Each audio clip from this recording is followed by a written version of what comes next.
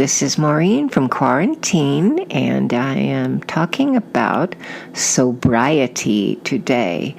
It's something that obviously is exceedingly important, and the very foundation of which I believe we must come from, that place of being clean and sober, and going out from there with that authenticity.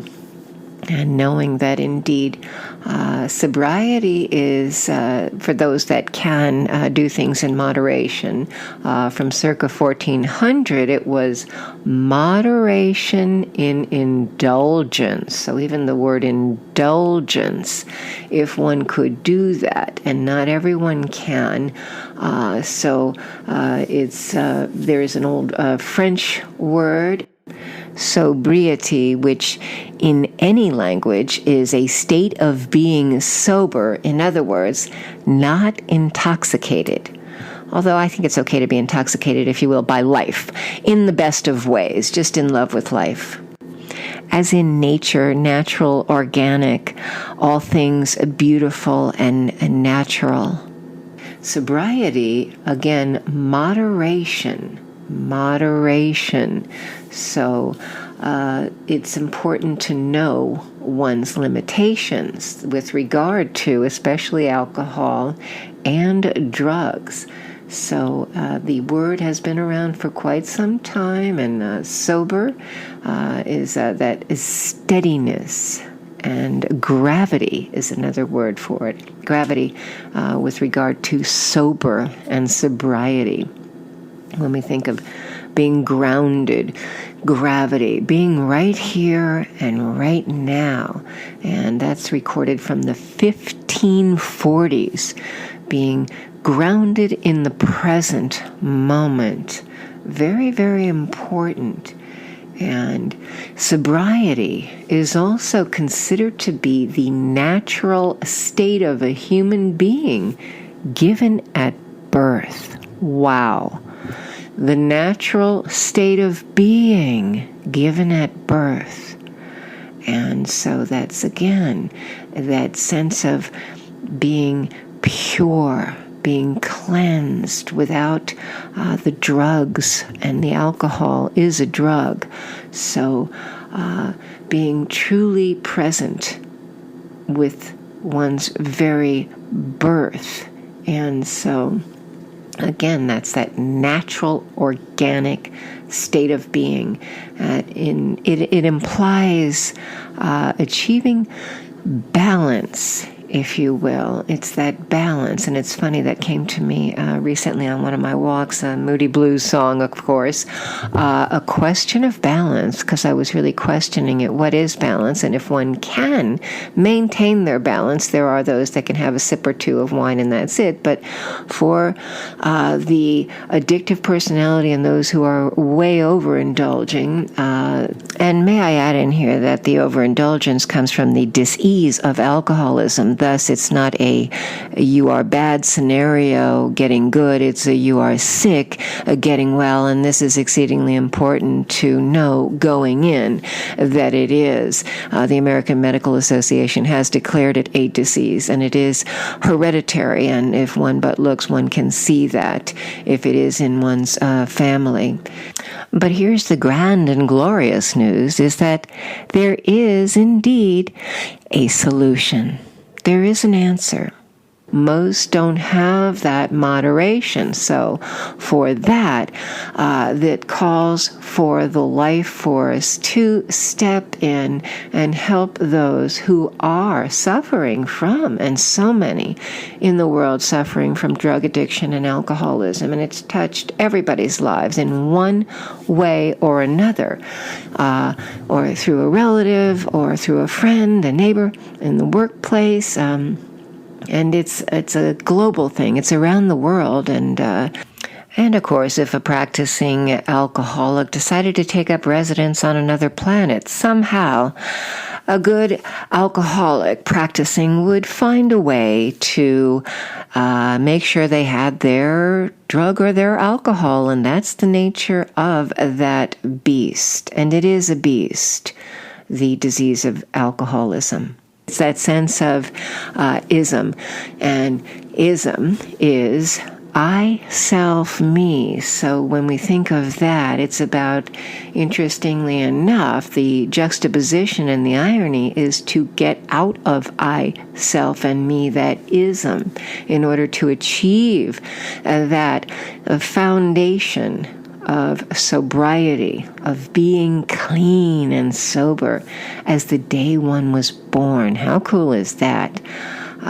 And so again, it's not found in some particular place. We all know love is everywhere. And so it's that language of the heart that guides us, because there is that mercurial essence that must take over in this place, in this quantum field of life force, a power greater than ourselves, in this beautiful world, that zone that we tap into when we get out of ego. And that's that force that allows us, it's even if we just have a mustard seed of that beautiful place of optimism, to say, oh wow, okay, let me get out of myself and into this zone called love. It's very simple when we're not philosophizing, intellectualizing, and analyzing and scrutinizing it, because again, it's about breathing it in the moment, and trusting that it's this language of the heart in us, again, not out there. And that we're guided, again, when we open our hearts up, even just a little bit, have that little mustard seed to say, okay, let me accept that I'm not ruling the world, and no one is ruling the world, and that there is this life force, whatever you want to call it, this power greater than ourselves, this quantum field, this energy, this beautiful chi, if you will, and it's simply called love. That keeps it real simple, because it's important to keep it simple in order to attain that foundation, that gravity, that place of sobriety. And so the answer is not in a bottle or a pill, and it's not in some judgment of holier than thou, pointing the finger in this particular building, you show up and the answer's there. It doesn't work that way either. And there is not this sense of a guru out there. Again, it's a creative life force. And I always say, imagine what could be done sober, because so many people, again, are in great pain, and or they're just, or sometimes it's the other way around. They're so happy that they're so ecstatic that they drink or take a drug. So it's that whatever it is that takes over, that's their go-to. So, and they sometimes can continue to do whatever it is they're doing in the workplace or in the quote creative zone. But again, I always say, imagine what they could do if they were sober, if they had sobriety and could really come from that place of being as cleansed. And I love that definition as the day we were born. Isn't that kind of cool? The natural state of a human being given at birth.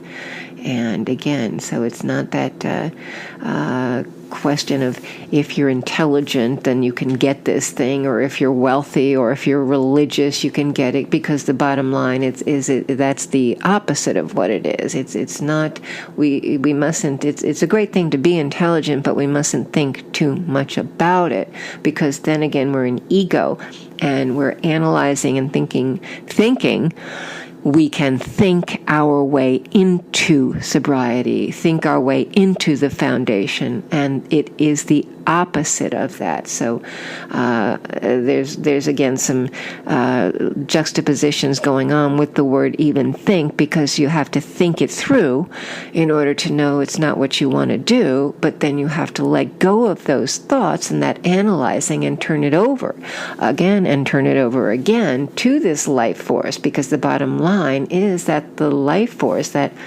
force for good in the world, is real. It's real. It's not woo-woo. And when one's intentions are to be sober and to be clean, and one is coming from the heart, it's got to be from the heart. It's got to be real. I always say that. Got to be real. got to be from the heart. And say it again, it's not a head thing. And it's that heart and soul, language of the heart that we speak. And then what comes from the heart will indeed reach the heart. And the heart of that love and that life force, that soul in the world, that beautiful energy, which we're all tapped into in the quantum field, in the zone. And I know there's a lot of people here suffering in quarantine, and a lot of drinking going on, and a lot of pain, and all kinds of abuse and dangerous scenarios. There was a horrible car chase just shown, and there's always, we look back and go, oh wow, look at what happened in that scenario with this driving under the influence, and all those things that happen. We don't need to get into it, all the negativity that takes place and the tragedies that occur that didn't have to because of drugs and alcohol. And so I never preach about sobriety, but I do share about the foundation and the infinite possibilities that indeed there is a solution, because it's one thing to lead the horse to water, but then it's up to one to drink the water. So but they can't drink the water if they don't know where it is. And so it's that sense of, again, going back to the heart, back to the soul, and this is done moment to moment, mustard seed of that optimism there to open up for the life force, back to the moment, and it's just a day-by-day thing, day by day, as the song goes, day by day. And that's the other thing, too, to remember the music in you, your own regular rhythm. Again, that natural, organic essence from the day we were born. I love that childlike essence, because that's the part that reaches out. It's that beautiful world, looking at the world through the eyes of a child. And again, just one day at a time. It's a beautiful, beautiful place to live. And that's where peace lives, and authenticity and truth and justice and all the good things in life. And it's got to have a foundation. It's got to be grounded. Nothing flighty about it. It's got that again, that gravity of the foundation of sobriety. And no amount of money is going to fix it. No outside force whatsoever in terms of the material world. Again, it's the life force, which is different, and it's the love force. And that we find within, and we tap into it in others. But it's not in those things that perhaps others might think they are. In other words, money, property, prestige. The life is beautiful, and granted, those things can be a blast when there is that foundation. And then there's even more gratitude for that good life. And so it's nothing against that, but it's the answer. That's putting the horse before the carriage. And so while the entire process is all about keeping it simple and love, we each are guided individually, and everybody's got their own life force. In other words, it doesn't have to be exactly the way somebody else does sobriety. The main thing is it's done with love, and sometimes it's somebody gets the seed planted through an individual, and it just takes one person to plant that seed, and suddenly mountains are moved. And the life force can work through us when we're tapped in, and it becomes, again, it can be life-saving by planting these seeds, by being true to ourselves and knowing that each scenario is different, but you never know the difference one can make. And then we're guided to know when we speak up and when to be silent, and to, again, allow to get ego out of the way, and not as a celebration of self, but a sense of, okay, let's celebrate this life force, and let's get out there and be of service. It's about, again, taking it back, keeping it simple to the foundation. And so the only way to stay sober and sane and happy, again, is to gather all of that love, and then we do the self-care, and it's within us. And from that place, the really cool thing and the best way to keep this beautiful place of being clean and sober and having sobriety and a beautiful optimism and life force is to be of service, and again, to oneself, and as well as wherever we're guided. And we are guided after many, many years, especially. It's a muscle that is worked, and there's a knowledge, and there it takes over. The infinite possibilities just take over, and here we are. And it's a sense of knowing it's not me, my ego, my plan. It's that we're guided, and via the light, not a sense of woe is me or hey, look at me. More of, how can I be of service? How can I help? What do we do with our experience, strength, and hope? And right here and right now. And ain't nobody's business what they think of you. I love that expression. It's nobody's business what they think of you. It's not. And it's nobody's business. Oh, I'm sorry. See what I just did there? It's not my business either what you think of me. So I like that too. And that's the really cool thing you finally learn. Don't take ourselves so seriously, because we know how serious it all is, because of the gravity of the whole scenario. And yes, we're in quarantine, and yes, suffering in the world, but there's peace in knowing that there is that real cool purity from the day we were born, and it never ever leaves you. In fact, it's only enhanced when we do that, what we were talking about with the self-care, and then we're better equipped to care for others, and especially our children. They get it. And again, it's about keeping it simple, be of service. And I'll tell you what, it is a lot easier to be guided through truth and love than under some crazy influence of drugs and alcohol. And so one cannot possibly be present in the moment, and nor authentic when one is, there's a reason why they call it under the influence. And I'm talking about, again, the addictive personalities and the drug and alcohol scenario. I'm not a doctor, so I'm not talking about people that are required under doctor's care, who've had several opinions and they know they're under doctor's care and required to take certain things. So that ain't my business. So I'm talking about the business of love and sobriety, and many people are in that zone of saying, oh, they don't necessarily know where to go or how, and I've heard it said the how of it is the honesty,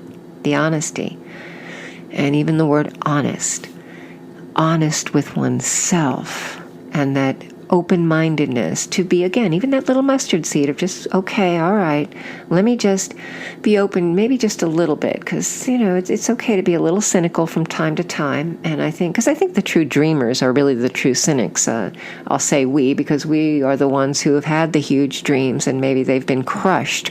So there's a bit of cynicism there. And then, but it's even easier then to go, okay, let's remember the dreamer in us, because it's not just a dream, it's a vision, and a vision for that beautiful world. And yes, as Gandhi said, yes, let it begin with me, not from ego, but from love. Yes, indeed, that is how it works. And again, be willing. That's the willingness of it all. And so with that, there are tools, there is action that is required. And again, it starts in this moment.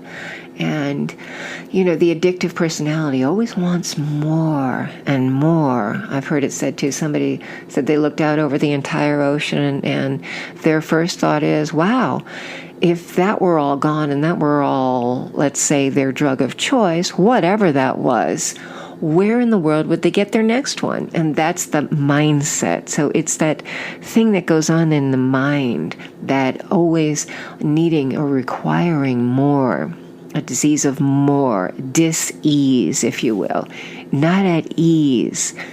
So how do we become at ease? And so, again, it's not about the more, it's about the ease, the peace within. It's peaceful. It's a very peaceful place. And it's just pretty simply filling oneself up with love. Filling oneself up with love. And it's a daily thing, a daily reprieve, right? Fill yourself up with love. How do we do that? And what is love? And again, it's all that beautiful energy, that life force in the world. And words, we can call it whatever we want, but when we feel it, we know it. It's believe, we know it. And we grow to trust it, because as the days turn to years and the years go by, it's working and that it is real, and that muscle has become strengthened. And with that, it's never a sense of, woo, we're flying off into the sunset here. We're still grounded, doing the work daily and taking the right action daily. And so it's this, again, we fill ourselves up with the creative energy too. It's very creative, and it's not those outside things. It's the breathing it in, and even saying it, feeling it, the love, whatever that is. And it's not no amount of food or money or whatever one thinks of that will fix it. Again, all that outside stuff. And so what will do it is applying the seat of the pants to the seat of the chair or what have you in the moment, and sitting down and taking a moment to go to that place and come from the heart. And because we're all unique, we don't all always apply the seat of the pants to the seat of the chair initially. And in my case, I did like to run. I still like to run and walk and get out in nature and swim. And so we each get to be true to our own uniqueness. And this is very important, to let ourselves be guided. And so I know when I first happened upon this gorgeous journey, that's how I rolled. And so I continue to do that. We march to our own drum, guided by love. And oftentimes love guides us to other people, and there is a love-filled message, and it's for us. And we listen. We keep listening. And in my own case, I did indeed, as they say, I put, what do they say, put cotton in your ears. And no, I'm sorry. Anyway, it was basically shut up and listen. And I know that sounds abrupt, but I have a sense of humor about it. And I was not silent, but I did listen. And to the point now where I maintain my voice and speak when I'm guided. And my sister even said this podcast, It's My Turn to Speak, should even be called Shut Up and Listen. And I love it. And isn't it such a beautiful thing that we are given our voice back in sobriety, our true voice? And so for me, I had to listen to a lot of others, and perhaps they were rambling at times, but I heard the message. And I love the expression, listen for the similarities, not the differences. Just listen for the similarities, and that's the message. That's the love. And that's where I'm coming from, too. I'm guided as to what to say here. And I think if I didn't speak on this topic in particular, but it would be a sense of not owning the beauty in the world and the gift that's been given to me through love, and a sense of false pride, if you will, or even false humility, because it's a sense of, again, owning our own uniqueness and being true to ourselves. And again, when we're on the path long enough, we know it's not a celebration of self, but a celebration of life, and none of us are clones. We're each individuals, and we're each unique, and so we don't have to explain love. We just, again, to thine own self be true, and we keep it really, really simple, without scrutinizing and analyzing, but to simply be. Be, and then be, to just be, and then let it go. Let it go, and thoughts come and go, and just let it go. Or if the cynicism crops up, or the judgment, or the sort of, that sense of what in the world is going on, let it go. Let it go again. Let it go. Let it go. And even the silliness factor, embrace it. Just embrace it, and if it feels good. And it's just so much easier, too, when we continuously let all negativity go and release all negative people or abusers and people who are filled with insults and anger, and they want to terrorize and brutalize and insult one. And I only mention this because it is a reality, and that, no, you're not going crazy when you take a double take and go, wait a minute, did that person really behave that badly? Yes, people often do. And so it's about knowing that not everybody is singing our song of love, but that we indeed are made strong by life force. And while there are those who are in denial and say, oh no, I've never come across that, no darkness, no weirdness, no mean people, I'm here to acknowledge that indeed, yes, it exists, and people do behave very badly, and it's horrible, horrifying, absolutely horrifying, and we have none of it. And again, they're very sad individuals out there, and so we let them go, and again, forgiveness is key, but to not allow that into our space. This place is sacred, where we live. Again, as the day that we were born, that natural organic beauty, that life force within, and to cherish that, embrace that, and then let go all the darkness, let go the negativity, and listen to beautiful, like-minded spirits and hearts and souls and music, and be around creative, beautiful energy. That's the solution. That's the life force. And that enables one to stay clean and sober. And because when we're coming from that place, if we're out searching for it, it's a sort of a sense of saying one is lost. But when we've heard the expression, we find ourselves, we realize that love has always been within ourselves. That answer is in the answer. And so let it go again, and we address life sober.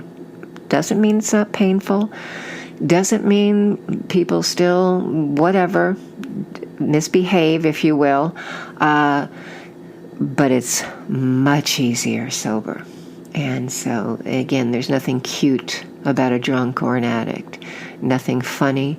And it's actually quite sad and heartbreaking and tragic. And when we do understand this, and we educate the kids at an early age that it's not funny and it's not cute, and then we'll see less people laughing at the alcoholic addict on the street and other places, again, because it's a disease, and again, that dis-ease, uncomfortability, not at ease.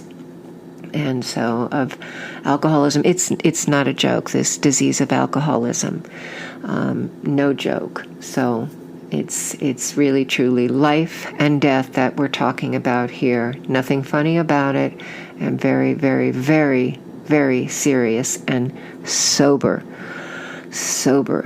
The gravity of it all, if you will. The gravity of it all. And so, again, nothing funny at all about anyone stumbling at any age, stumbling under the influence.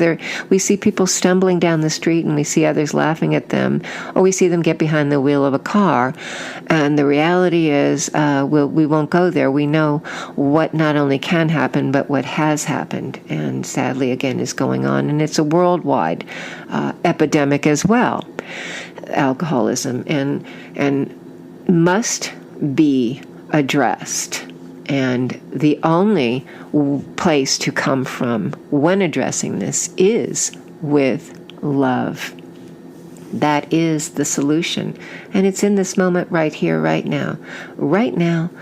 And it's always, again, here we are in quarantine, people are thinking, and we've seen it on the news, they're stocking up on all these bottles of alcohol, and they're laughing, and the news reporters are laughing and saying, oh, isn't that funny? And they're laughing, saying, this is the only way I'll make it through. And it makes one wonder, if indeed they are making it through.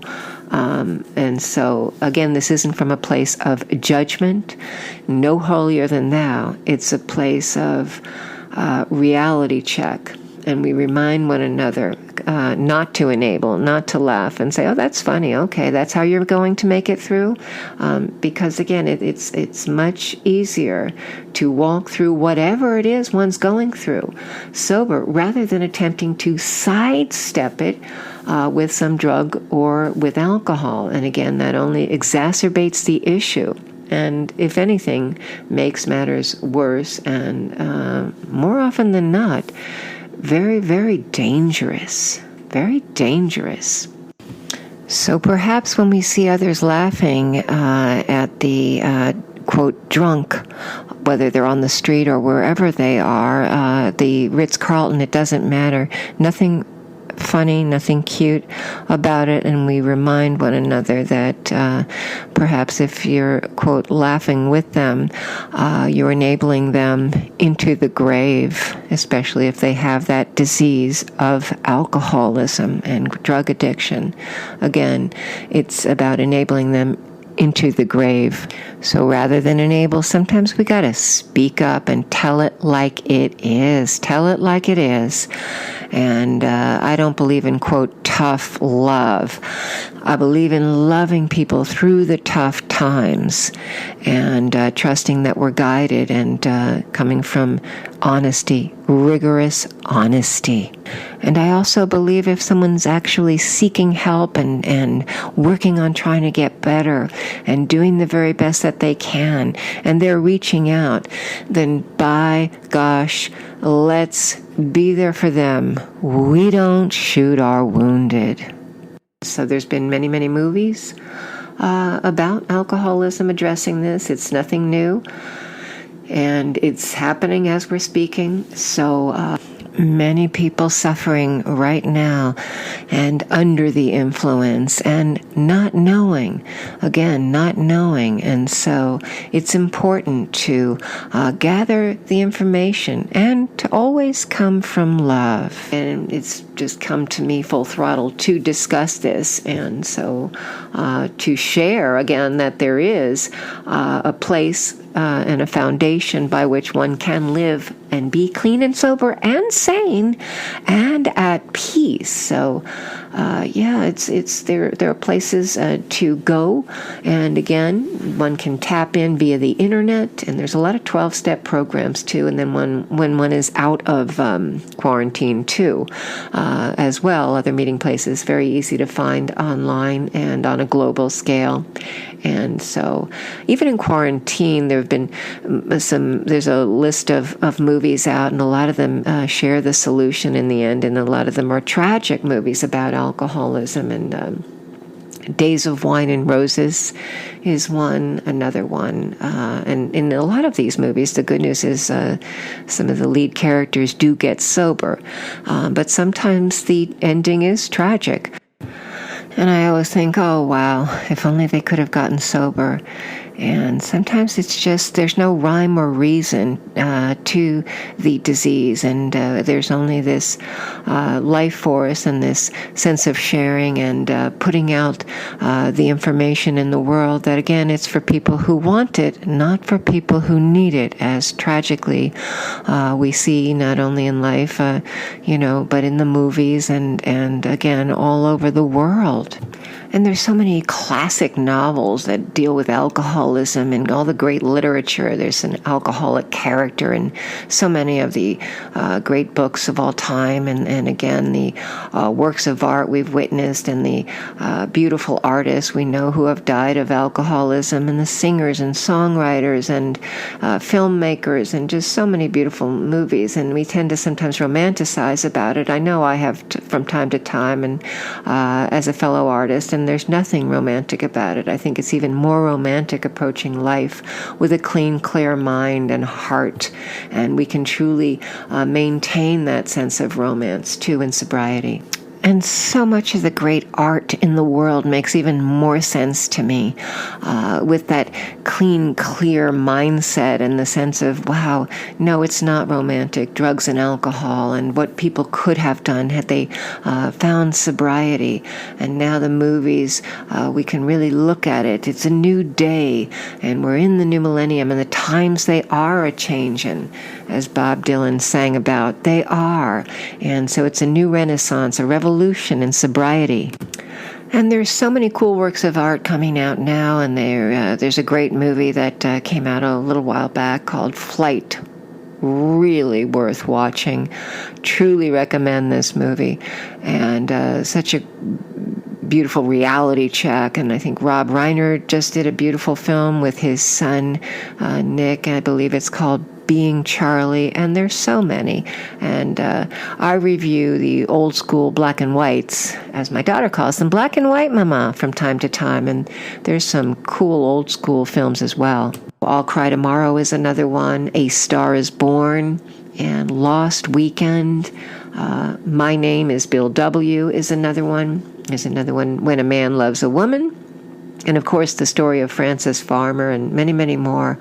There are movies about drug addiction, alcoholism, and it just, again, most of us know or have heard of one individual or another, and it's touched our lives, who have had issue with alcohol or drugs. So very, very important to address, and not, as they say, not to talk about the pink elephant in the room.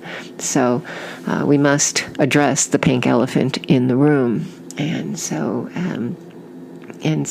back in the day, the alcoholics, they were put to death, actually, and they were imprisoned and institutionalized. They thought they were insane, and they were given shock therapy and or frontal lobotomies. So today, again, there's an easier, softer way, as they say, or for some, perhaps it's not.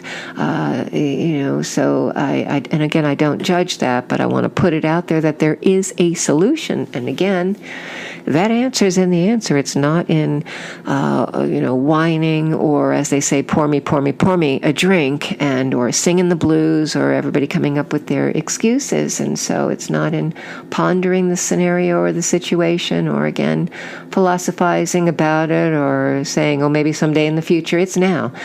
The future, as they say, is now. It's now. It's not, oh, but then what about Paris, or what about the traveling?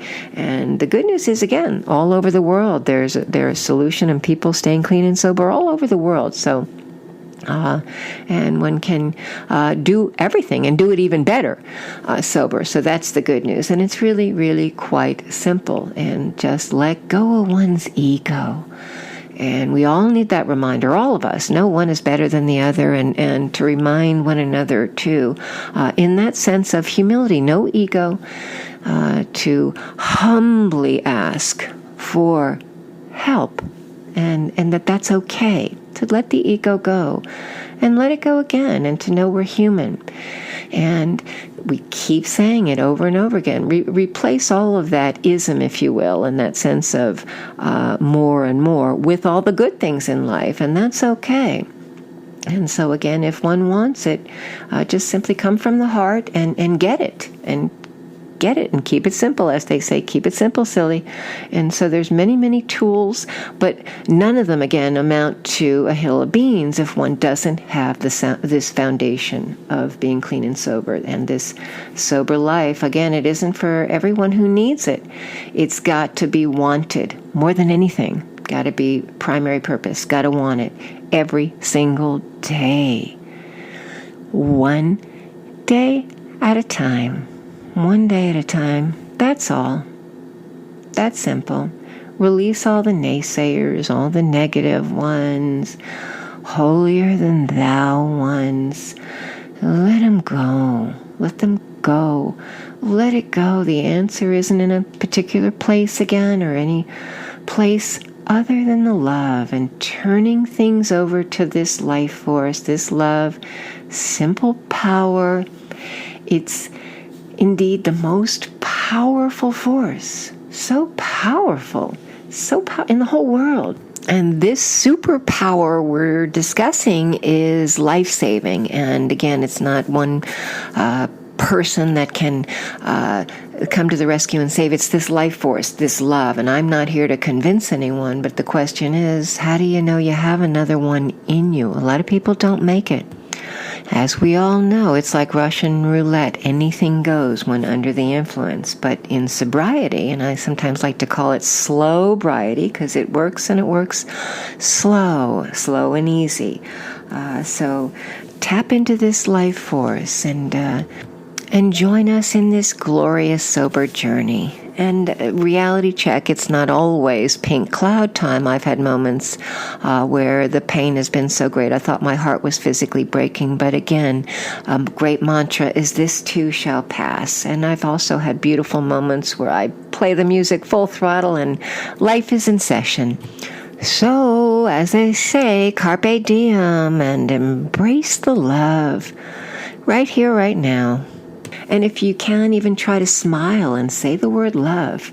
And even if it feels silly, to remember that kid in you and to cherish that child within. And this is the place to operate from.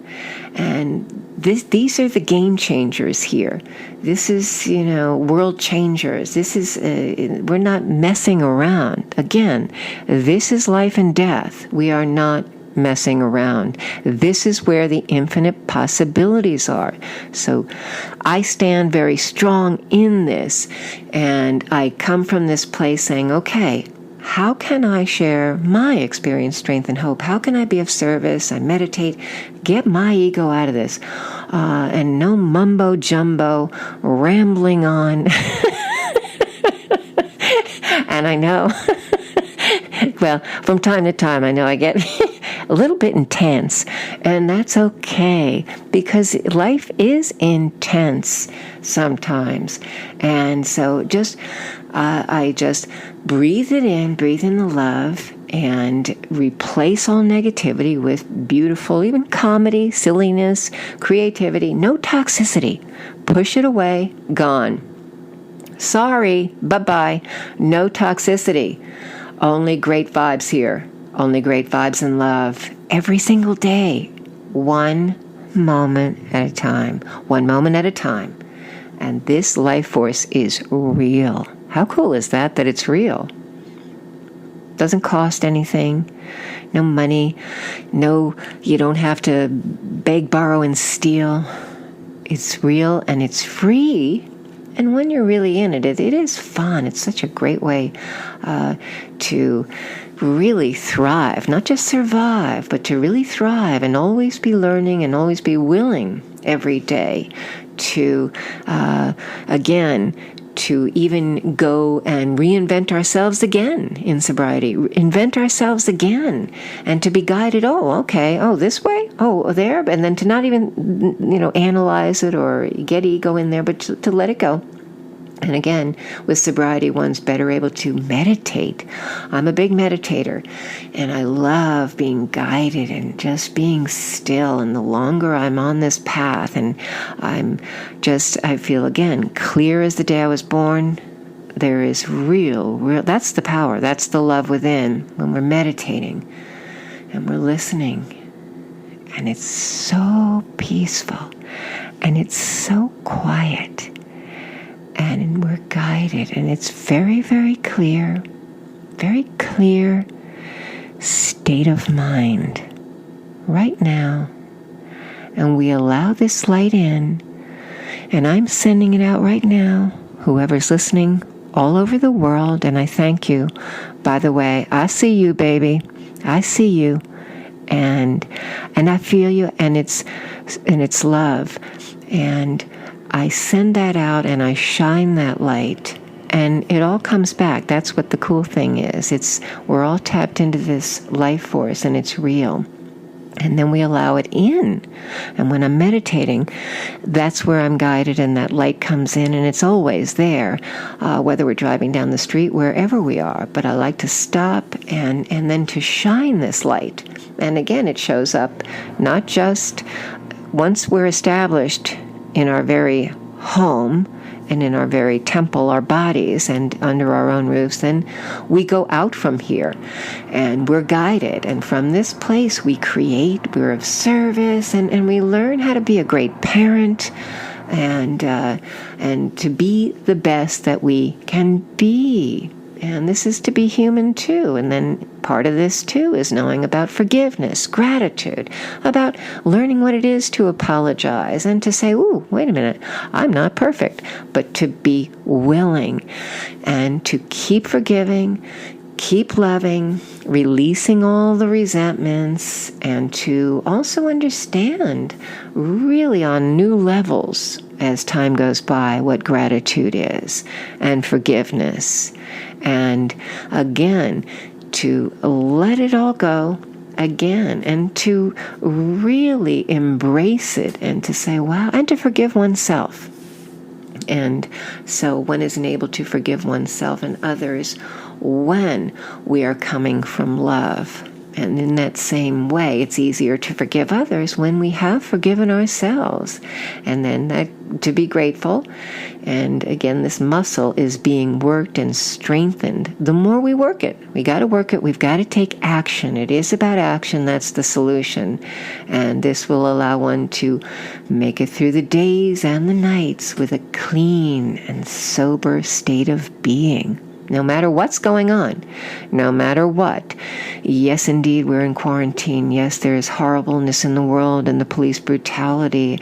And I've seen so much, and it's not easy to tune into the news. There's a lot going on in the world and a lot of tragedies, and I know there's a lot of pain. But we're better equipped to walk through it with that clean state of mind, that as a foundation. And then all the tools, all these cool tools in our arsenal become our very life force, because we're tapped in and we know it's like a go-to. Oh, good. Okay, I'm on it.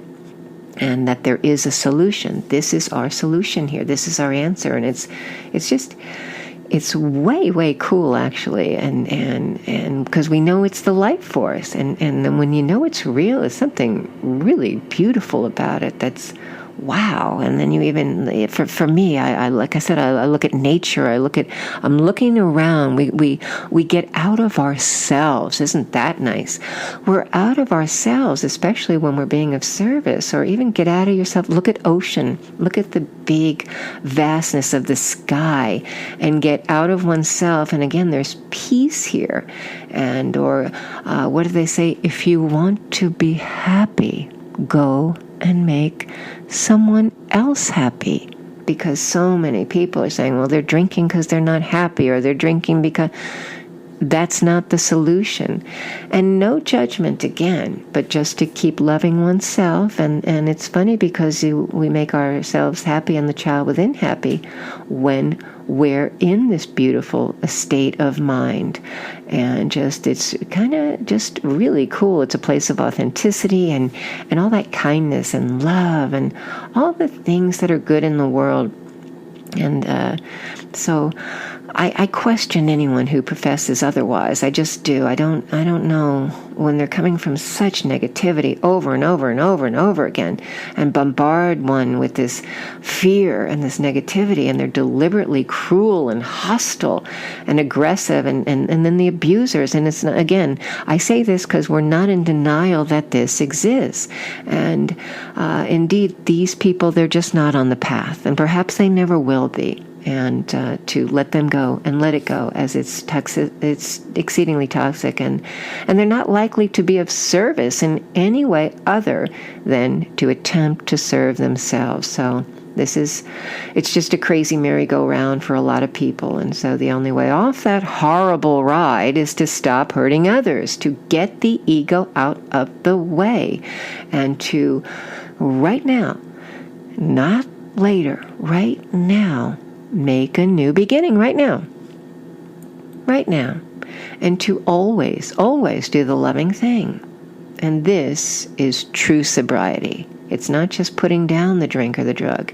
It's this way of life. It's the genuine sobriety is love. It's this energy, no drinking and no drugging, coupled with this life force of love.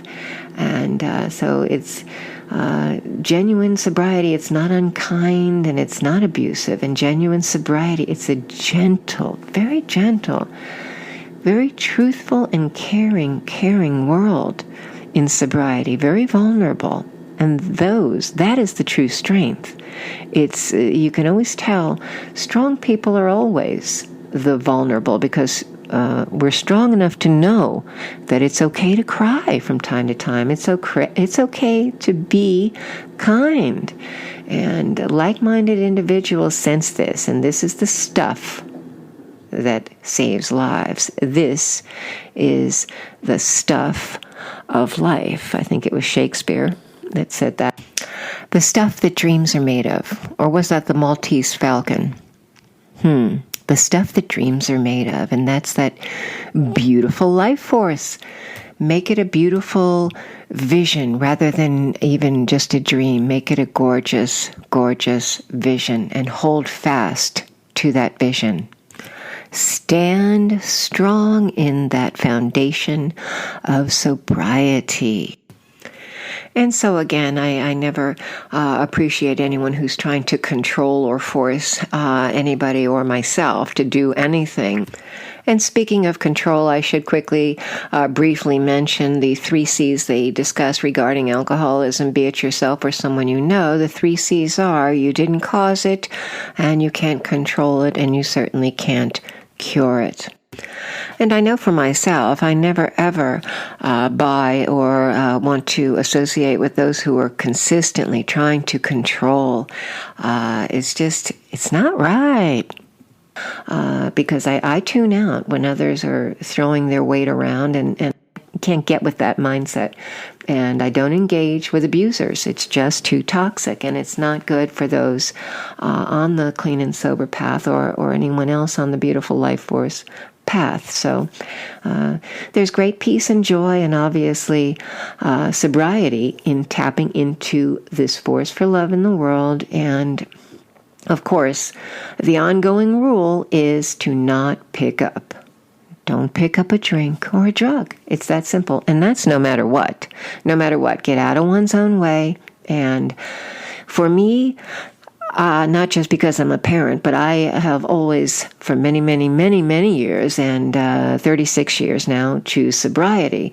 And that's every day. Every day I have one day at a time. And again, it's not the years, it's not the quantity, it is the quality. And it does work. And that's why I say this, because it's a beautiful, beautiful way to live. Just gorgeous. And it's just so fulfilling. And again, we don't just get by, but we learn to really thrive. And we don't need to count how many tragedies might have been avoided had one not been drinking or drugging. And so the bottom line, again, I always take it back to the bottom line, is that we're talking about, and my voice changes because this is where I live, we're talking about life and death. So hear me. We're talking about life and death. Nothing mumbo-jumbo about this. And anyone who thinks otherwise, just step aside. Step aside. And that is the life force. And it's okay to have feelings and to know one doesn't have to numb them with drugs or alcohol. It's okay. I love the mantra, this too shall pass. This too shall pass. And it's just great to incorporate every day, right here, right now, because love is the answer. Whatever the question, whatever it is, keep taking it back to the love. That's the answer. Your kid comes to you with whatever it is, love is the answer. Take it back to that. And then we'll know, wait, does my voice change here? What do I do here? How am I guided here? And again, love will give us that power, that strength, the wherewithal to step it up if need be. And that is that life force that is in that quantum field. And so replace the drinking and the drugging habits with all these beautiful things. There's things to try.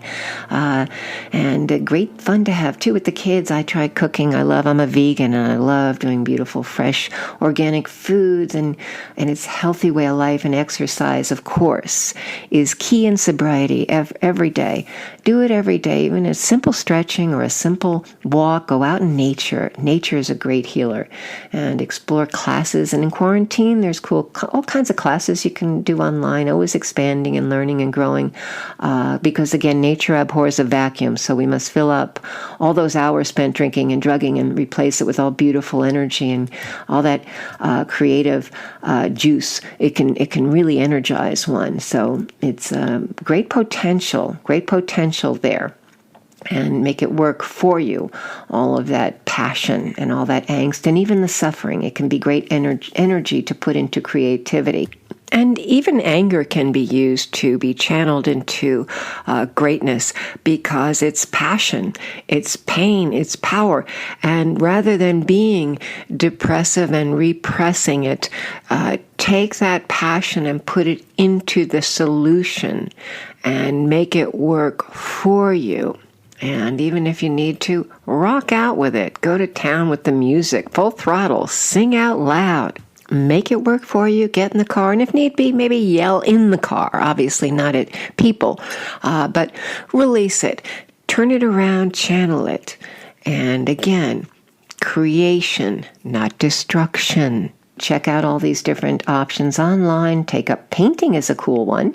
And the other day I delved back into my poetry again, and that's always fun. And I'm sharing some of that with my daughter, some of the great poets too, to give her that gift to share with her. She's so brilliant, and with that academic mind, to couple that with that beautiful poetry and to balance it out again, to try to find some semblance of balance in the world, and to share that with the kids, and beautiful words and emotion. And it's a great place to go too, to the arts for emotion and the music. And so that's the thing too, that sometimes we go away from certain activities in our lives, and if they're too much emotionally at the time, and we can always come back to them. So we'll know we're guided, and play some music, and or take up an instrument if need be, or if the spirit moves you, so to speak. And music is great healer, and especially find a way to show appreciation for those people around you. That's a cool thing to do too. And learn to make amends. That's fun. It can be fun to, make that list and see who, maybe do I owe someone an amends, or even on a daily basis. I'm sorry, did I walk in line before you? And I do that. We don't grovel before anyone, or we're not subservient, but it's okay to be human and to say, oh no, go ahead. And it's actually quite empowering, even when we're driving, to say, oh no, I'm sorry. Did I rush in there, or was I wrong? And learn to be, again, a great sober parent. Nothing cooler than that, right? Obviously, drinking and parenthood do not go, or drugging and parenthood do not go hand in hand, obviously, or anything with regard to that. And so my daughter's never seen me take a drink or a drug, and not only do I think that's cool, again, I don't say this to brag, but I say it to share how beautiful it is to raise a kid in this environment, and to share that it's not necessary to drink, and especially that we are better at whatever it is we're doing when we're sober, especially being a parent. Somebody said something beautiful to me along the way that, of course, I never forgot. She said, "Maureen, I can see your sobriety in your daughter's eyes." How beautiful is that? And it's just a gorgeous journey. My daughter is on her way now to Ivy League. She's off. My baby girl is off to Ivy League college now. And I say that I love her whether she chooses college or not. But that's part of the journey here. And my job is to be there for her. And rather than sing a song of woe that my little baby angel is off to college, I sing a song of gratitude, and I'm happy for her rather than sad for myself. I've learned now it's all about perspective and perception, and just what a gift it all is. And how nice to be able to cry tears of joy and tears of gratitude, and to embrace it all and to cherish it all. And it's okay too if one's made mistakes. Admit that. Forgive yourself. Just keep forgiving. And you admit the faults, we admit it, and forgive, and move on, and do this daily, and it's just a day at a time, that's all. And it's absolutely nobody's business, again, what you're up to. Nobody's business. It's not our business, again, what others think of us. And that's a good one. Steer clear of all those who don't have your best interest at heart. Sadly, those people do exist. And just keep being good to ourselves. And remember, nobody's perfect. And the only perfect thing you can do is to not pick up that drink or drug. And again, this is if you have the issue and the problem, and a lot of people do, or they know someone who does. And it's okay to get in touch with things you want to change about yourself.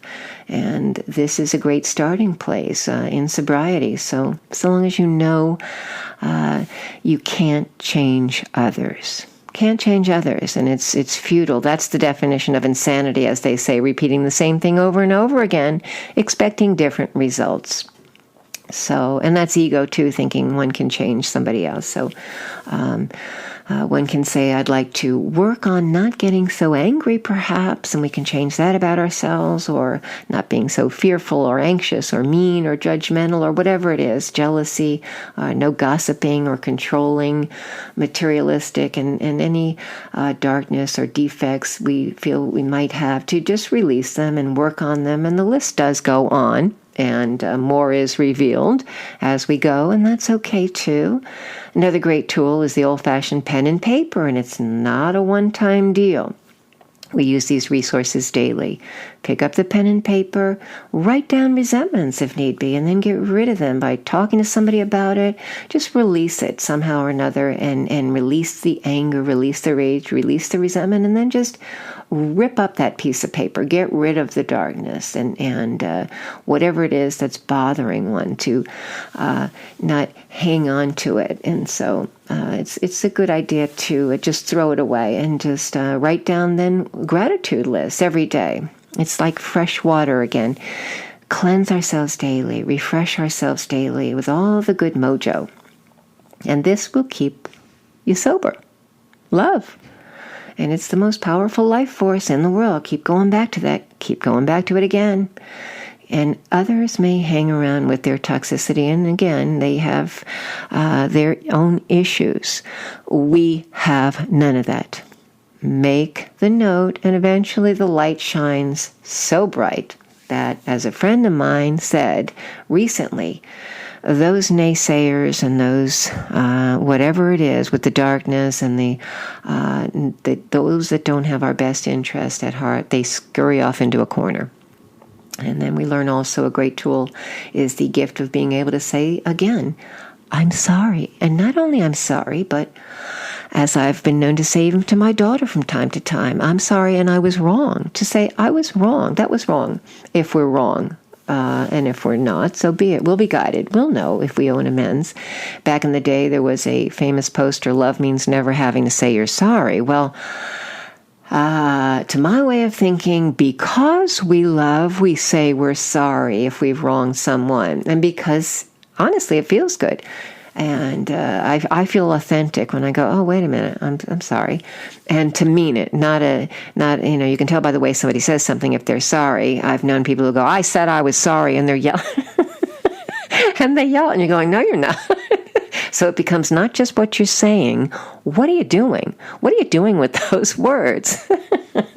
So this, again, is where the peace lives. And this peace, it enables one to have a great way to live. Again, sober, and not just sober, but sane in what seems to be, honestly, an insane world sometimes. And to keep replacing the old behavior and just do this one day at a time. And then the years add up, by golly. And so good news is we're not old timers, we're long timers. I like that. So we get to be here. I have a friend who sums it up this way. He says, Maureen was just a zygote when she began on this path. She was just a child prodigy. And so, of course, we can't take ourselves too seriously. And again, how cool is it that we get to be here? It's all about perception and perspective. And indeed, we are not getting older. We are getting better as we get older.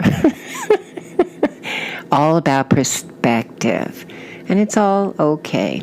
And isn't it nice to know that perhaps we can help where no one else can?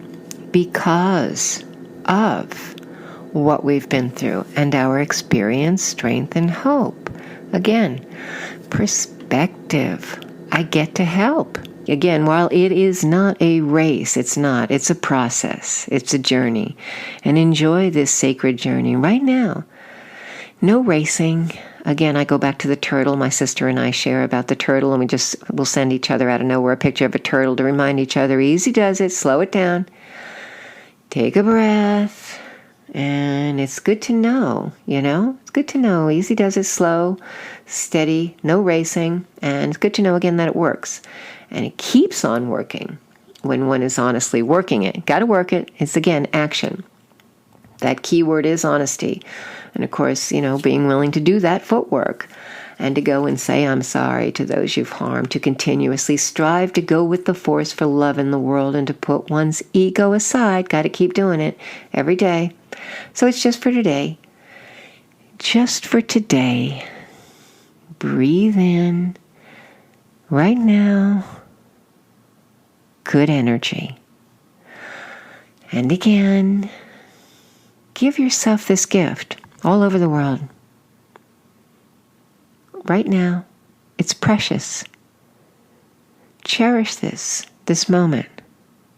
Where are your feet? This clarity, this love.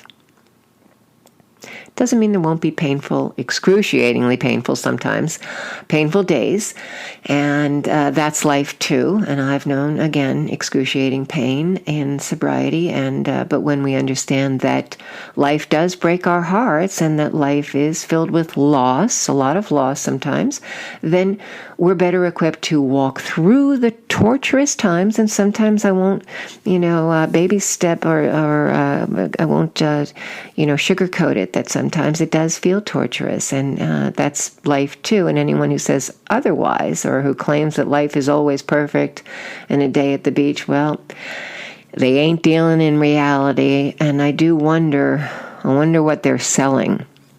Because this thing is free, and it's all about taking action and doing the footwork. You got to do it. Sometimes the action indeed does require no action. In other words, just sit down, be quiet, listen, and then let it go. And there's, again, plenty of 12-step meetings around the world on the internet. And when one is out of quarantine, again, worldwide directory. So always answers, always solutions. And one can always tap into this place of peace and sobriety via this action driven by the willingness of honesty and, of course, that open-mindedness. There's no one guru, and I would say run far, far away from someone who claims to be the guru of sobriety or anything else here. because there's no one place, because love, again, is everywhere.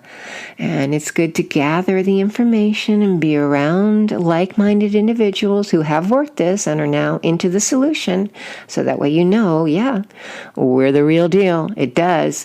And to, yes, shout it from the rooftops. Yes, it does work. The good news is, share some beautiful energy. And there are infinite possibilities in sobriety. And it's possible to stay clean and sober. And with this foundation, it's got to be the foundation, the world truly is so much more beautiful. Without this foundation of sobriety, none of the other tools amount to a hill of beans. They don't amount to, it's shallow, superficial, because there's no gravity, there's no foundation, nothing to build it upon. Got to build it on a strong foundation. And then moving forward, knowing it's all life on life's terms, all of it, it's kind of cool to know that indeed our worst day sober will always be better than the best day drinking. And one cannot put the horse before the carriage or get it by osmosis. So got to do it, got to go inside and take the action. Allow yourself, if you need to cry, to feel, to express. Allow yourself to be present, and be present for yourself. That's what it is, being present for yourself, and you can be there even more so for the kids and for each other. And sometimes it just takes one little message to fall. I've been doing some planting lately, and when the ground is fertile and the seed is planted, it will bloom and blossom. And sometimes just planting that one seed, saying, hey, let's just put this out there. And then we nourish it, we nurture it, we water it every day, and let ourselves bloom and blossom. And then again, carry this beautiful message out to others. And we go out from here, and nothing woo again about it. Nothing. It's real. Very, very strong foundation, which is what I love about it. I've been around the world, and I've seen all kinds of, crazy. But this is the real deal. That's the good news. I mean, I won't even get into some of the, thing. And because there's nothing worse than contempt prior to investigation, I've checked things out. And lo and behold, here we are, standing strong and moving steady she goes. And this, again, it works. And again, from my experience, this is not a wonder if. This works. And it works good, as they say. So there's no excuses. Not a competition, again, of who suffered the most. Just simply jumping into sobriety with both feet. That's simple. Keeping it real simple. KISS. Trust in the quantum field of love, and not waltzing off into the sunset with a group of people who perhaps are biased in one way or another, or charging some great sum of money, or asking anything else of one, because there's no fee. This is for free, again, and fun. And it's just for today. And again, it's important to note that if one is authentically guided to a facility whereby they are charging a fee, and one has done their due diligence and has gotten referrals and whatnot, again, we each have our own way of finding where we are guided. So to trust this process of love and know that not one of us has exactly the same path as the other. It's the sense of what is working. And if it works, don't fix it. Just for today, no fear. Again, fear is false evidence appearing real. And somebody else said it's forget everything and run. Well, no, we don't have to. We stay here and replace it with love. We keep going. Let the demons run. Let the demons go. Say bye-bye. Bye-bye. Bye-bye, demons. Again, we got to own our sense of humor too. That's important. Only love. Surround yourself with beauty and great heart and soul. And just be true to yourself. Be true to yourself. With sobriety, again, all these things are possible, this language of the heart, and we're not alone. We're not. Isn't that cool? All over the world, we're speaking this language. How cool is that, of sobriety? We get each other. I have talked to people on this trip, on this journey around the world, and it's kind of cool. We find each other, and we're tapped in, and it's just... It's a soul thing. It's a love thing, a heart and soul thing that works, and it's energizing. And that's honestly how it works. We speak the same language, if you will. And the best way to keep this gift is to continuously, being guided, of course, ego aside, as to how one can be of service and carry this gift to others. And that's how we keep it. That's one of the great paradoxes. That's how we keep it. And we'll know. And especially, don't forget your sense of humor. We got to keep going back to that. It's a very important rule, if you will. Allow yourself to be silly, to laugh, be childlike, have fun. Let people say whatever they will. Again, ain't our business. And be childlike, be silly. And of course, never at the expense of others. I never do that, and that's a lower mindset, and that's never funny. That's only sad for those who are taking pleasure in humiliating others or whatever they're doing under the guise of, I don't know, comedy. That's not comedy. I love good, clean, wholesome, funny comedy. That's just smart comedy, intelligent comedy, sophisticated comedy, and it's out there. There's so many great comics out there. Tap into that. That's such a part of the solution too. And so many great, alcoholics and addicts who have found their sense of humor, and some of the funniest people in the world, honestly. As they say, comedy is tragedy plus time. And so we're all in this lifeboat together. And so what's nice, too, is that we share this common bond. We might be completely different, but there's this bond. And it's, again, a healing bond, a life-enhancing bond, and it does indeed, somehow it works when one is simply sharing the truth with one another. And it's in this place that there is such a profound camaraderie and life force, and filled with so much laughter, and not at the expense of others. And so we mustn't, those that do laugh at the expense of others, we must not allow them into this sacred place.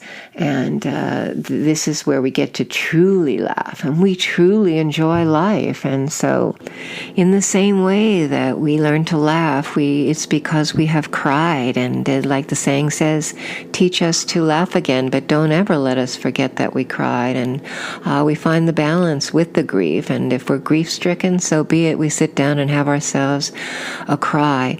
And it's nobody's business, again, however long it takes for us to move through pain. We do find a way. And so we approach life realistically, knowing that life is lost and that grief is a part of life, and that we can indeed walk it through and know that feelings are not facts, but that it is okay to feel and to trust the process and know that we will get through the grief and we will smile again, and to know that, like the song goes, to everything there is a season. Walk it through, strengthen ourselves. Here we are. And at the end of the day, simple, say thank you. And then say thank you again. Thank you. And then say it when we awaken. And I thank you for listening. This is Maureen from Quarantine, and I'm signing off just for now. And in keeping with the gratitude, also special thank you, special shout out for my beautiful angel daughter, the mighty Quinn, for creating for the Maureen from Quarantine podcast the perfect intro, outro music. Thank you, my angel daughter. I love you.